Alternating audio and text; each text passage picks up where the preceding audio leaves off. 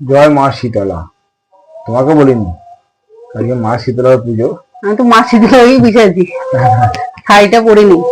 যে মা শীতলার পুজো, তাই আজকে সবাই পান্তা ভাত খাওয়া, সেই জন্যই মা শীতলাকে স্মরণটা করলাম। পান্তা ভাত খাওয়া আমি ভাত খাওয়ার জন্য রেডি হয়ে আছি। ভাত আমার বেশি, ওর কম। সকাল থেকে সেইভাবে কিছুই খাওনি, একটুখানি পাউরুটির জ্যাম খেলে ব্যাস হয়ে গেল। তেল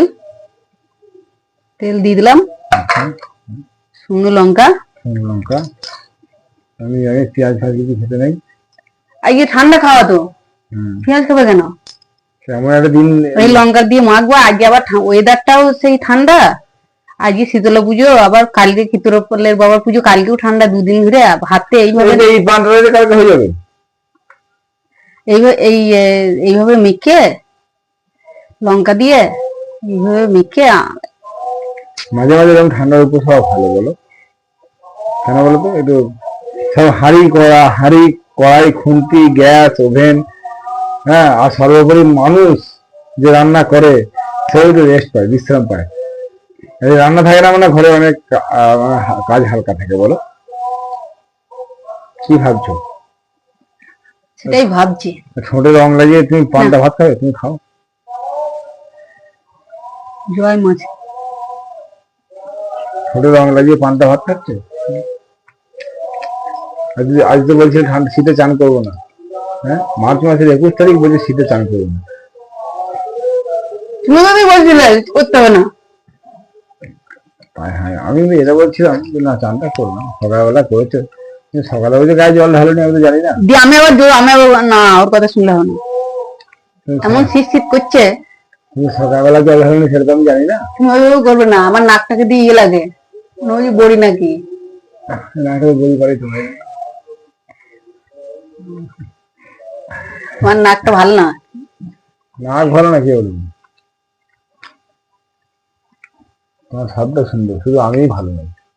সেই জন্য আমি ঘরে এলেই তোমার ঝগড়া পাই।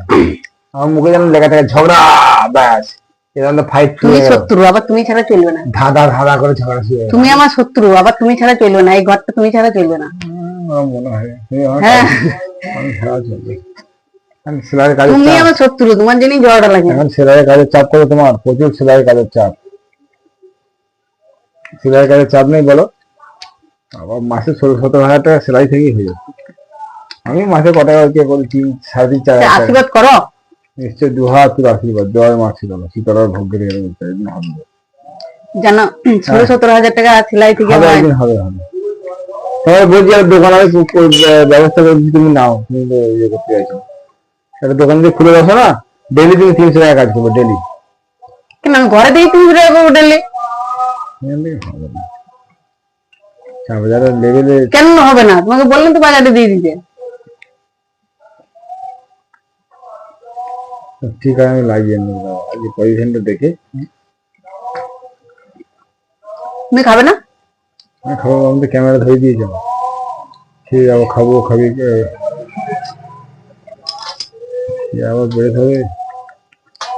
খেয়ে আবার বেরোতে হবে।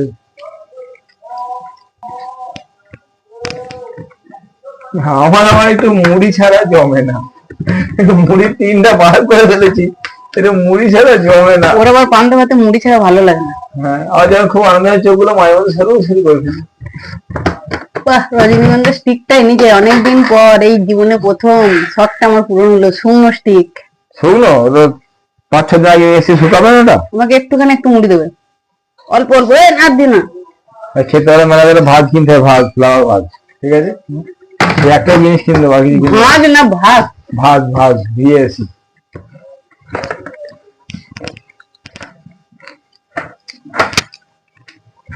আলুর তরকারি আর পান্তা ভাত। আলুর তরকারি আর পান্তা ভাত অসাধারণ খেতে, সব দিয়ে খেতে হয়। আমি তো আনতে যাচ্ছি, সকালবেলা নিয়ে এলে হতো, সকাল আনবো। তারপর আজকে কাজে যায়নি, বৃষ্টি হচ্ছিল, আর খাওয়া দাওয়া করে 12টার সময় ঘুমিয়ে গেছি। হ্যাঁ, ঘুমবো না, কালকে শুলাম 1:30টার সময়, শুলাম 6টায় উঠেছি। কতদিন ঘুমিয়েছি? আর আমি